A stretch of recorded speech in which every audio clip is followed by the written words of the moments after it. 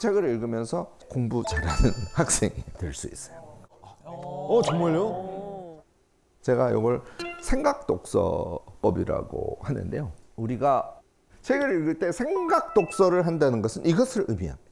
순간의 생각. 책을 읽으면서 순간 생각. 이런 내용이네? 그러면 쭉 읽으면 순간의 생각을 여러 번 할 거 아니에요.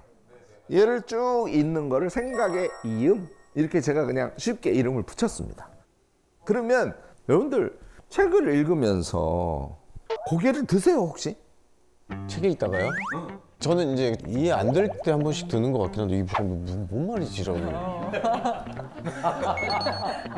사실 실제로 머리를 들라는 얘기는 아닐 수 있어요. 사람의 습성에 따라서 밑을 보고 그런 얘기구나 이럴 수도 있고 이렇게 해서 이럴 수도 있고 책을 보면서 그런 얘기구나 이렇게 할 수도 있죠.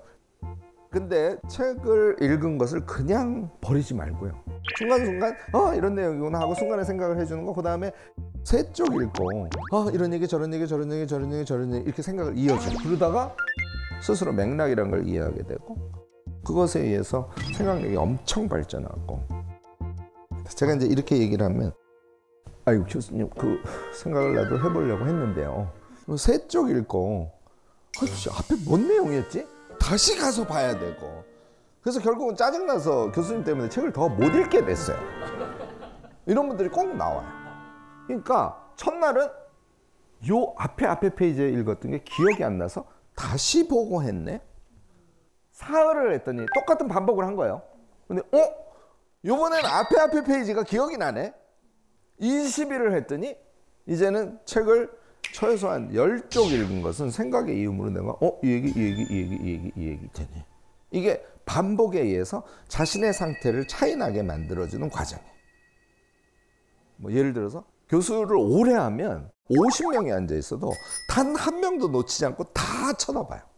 대학에서 이제 강의를 하면 강의가 끝나면 난리가 나요. 와 끝났다 이러면서 와 끝났다 이러면서 그런데 거기 꼭 이상한 학생들이 있어요. 수업이 끝났어. 다 난리가 났어. 얘만 정 교수는 오늘 이 얘기를 하고 맞아 그 다음에 이 얘기하고 여기서 이 부분 되게 중요할 것 같아. 오케이. 그 다음에 하고 이제 같이 나. 요 한 끗 차야. 요게 공부 잘하는 학생. 진짜 한 끗 차이네. 걔를 생각을 쭉 이어보는 거야. 첫 번째 수업에서는 이게 핵심, 저거 핵심. 이러면 그와 관련된 다른 자료들을 읽을 때도 너무 쉽게 읽히고요. 공부가 일단 재밌어집니다.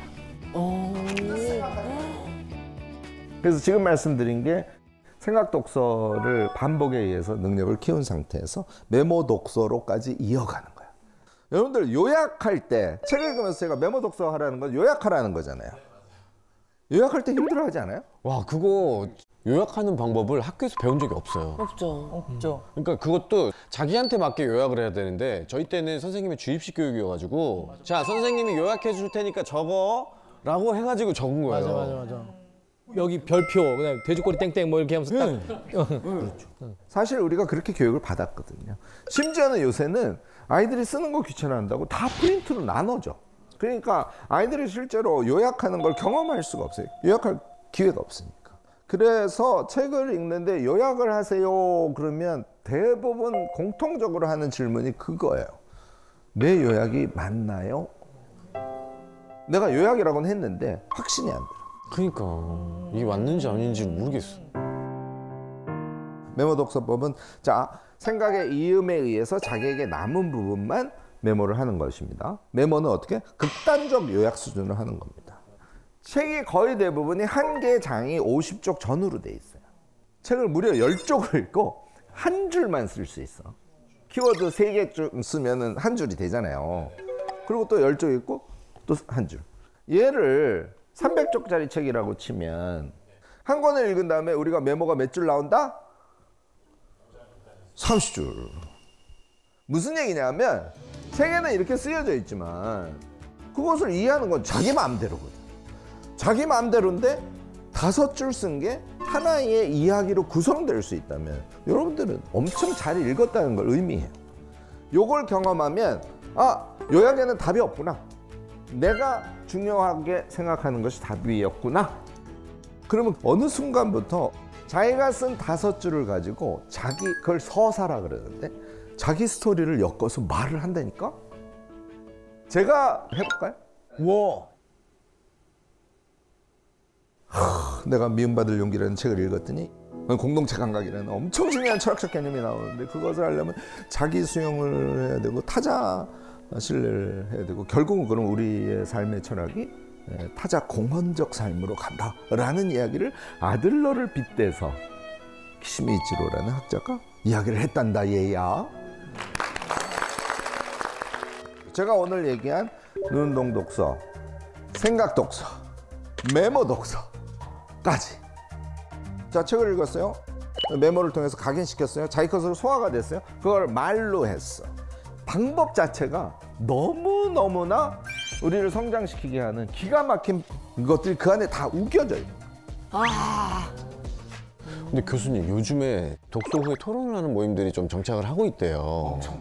아이들도 이런 토론 같은 문화들이 좀 공부할 때 여기 이제 발전시키는데 좀 도움이 될까요? 엄청.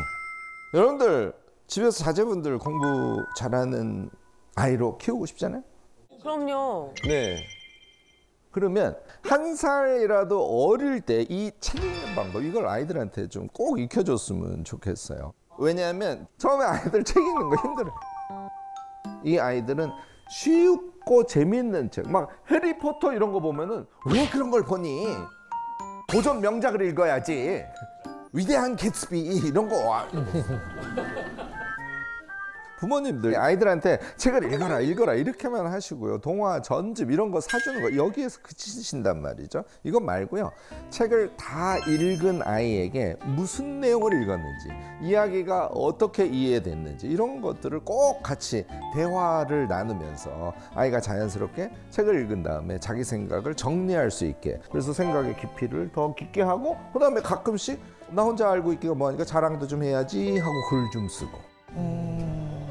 그러면 우리가 오늘 얘기한 이 습관이 몸에 붙은 아이들은 문단별로 키워드로 요약하고 정리한 키워드를 합쳐서 이해하고 이렇게 하니까 지문 읽는 속도가 엄청 빨라질 거 아닙니까? 따라서 문제에 더 집중할 수 있게 되겠죠.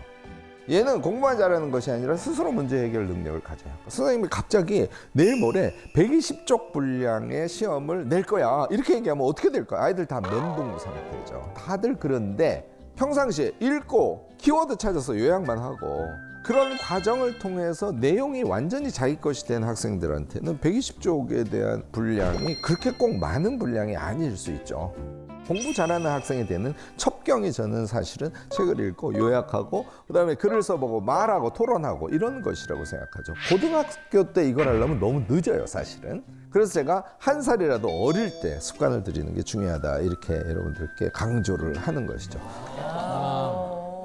사실 근데 부모님들이 이 독서 습관을 먼저 들이시는 게 좋겠어요. 그러면 아이들과 함께 할 수 있지 않습니까? 아이들도 좀 더 신나서 할 수 있으니까 꼭 여러분들이 먼저 나서서 해주시는 것을 권하고요. 자, 그게 여러 가지 상황상 안 돼. 그럴 경우에는 요즘에 독서 토론 프로그램 얼마나 많습니까?